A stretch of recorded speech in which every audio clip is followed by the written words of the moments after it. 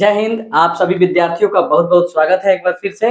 और आप देख रहे हैं स्पेक्ट्रम ऑनलाइन क्लासेस। मैं हूं अमरेश्वर और आज के इस वीडियो में अब हम लोग बिहार बोर्ड क्लास 10वीं के भोजपुरी पान फूल भाग 2 के अध्याय पहिलका के अध्ययन कर चुके हैं। और आज हम लोग उसका क्वेश्चन देखेंगे। सबसे पहले ऑब्जेक्टिव क्वेश्चन देखेंगे, क्योंकि इसका ऑब्जेक्टिव क्वेश्चन ही इसका जान है इसके पेपर का।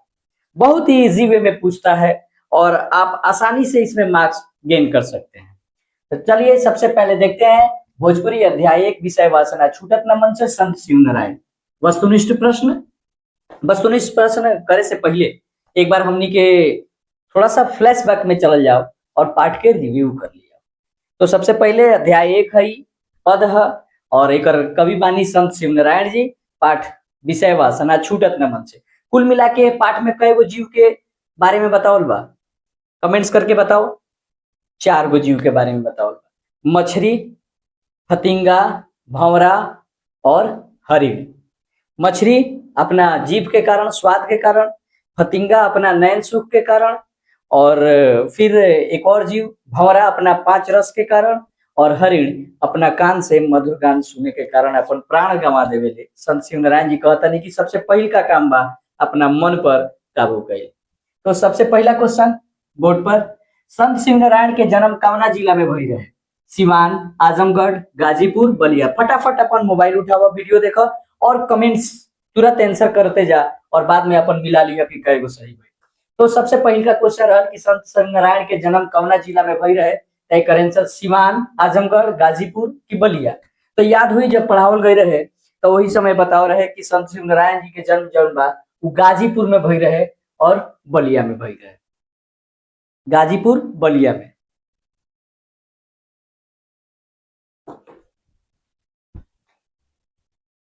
दूसरा क्वेश्चन, संत शिव नारायण कवना पंथ के मानव रही?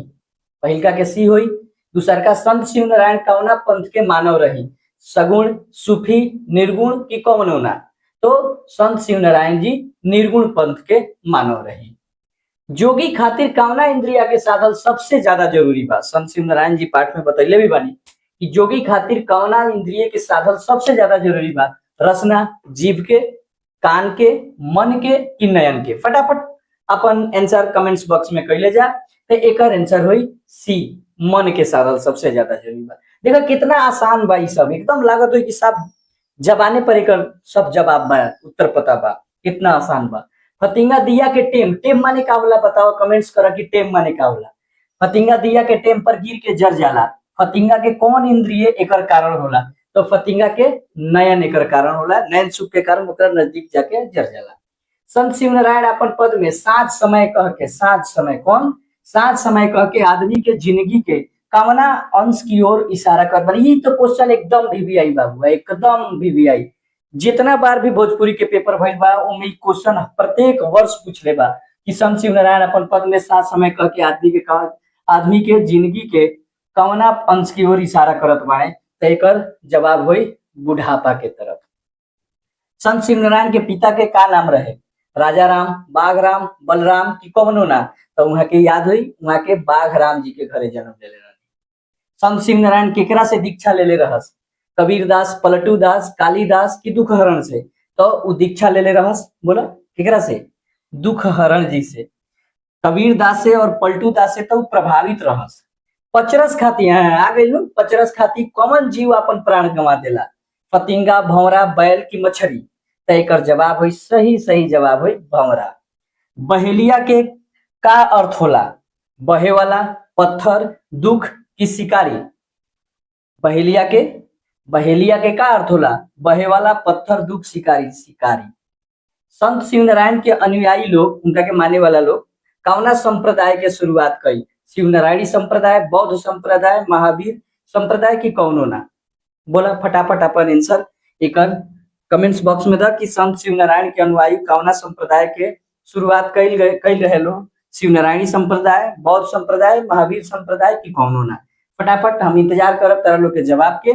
और एकरा के पॉज करके अपना नोटबुक में जैसे सब पाठ लिखले रह वो सही एकरो के लिख लब। एकदम 100% एक गारंटी बा कि अगर एक पाठ से कहीं से भी अगर ऑब्जेक्टिव पूछी, इतने में से पूछी, एले ज्यादा के ना पूछी। वीडियो पॉज करब एक बार कॉपी में लिखा, एकरा के फटाफट याद हो जाई तो यादे हो गई के।